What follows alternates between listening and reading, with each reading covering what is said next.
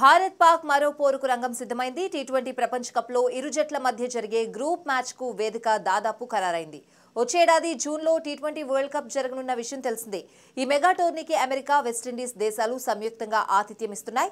ఇప్పటికే ఐసీసీ అధికారులు ఆ దేశాల్లో పర్యటిస్తూ షెడ్యూల్ కు ప్రణాళిక రచించారు. అమెరికాలో 3 వేదికల్లో మ్యాచ్లు నిర్వహించాలని భావిస్తున్నారు. ఫ్లోరిడా, టెక్సాస్ తో పాటు న్యూయార్క్ లోని ఐసెన్హోవర్ పార్క్ లో మ్యాచ్లు జరగనున్నాయి.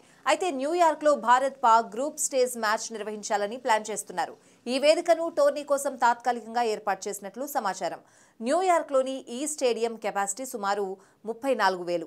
కాగా న్యూయార్క్ లో దాదాపు 7 లక్షల మంది భారత్ సంతతికి చెందిన వారు ఉండగా పాక్ మూలాలున్న వారు 1,00,000 మంది వరకు ఉన్నారు. న్యూయార్క్ కు మనకు 10:30 గంటల సమయం తేడా ఉంటుంది.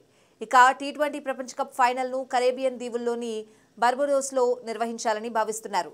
2007 వన్డే ప్రపంచ cup, 2010 T20 world cup finals Barbados లోనే జరిగాయి.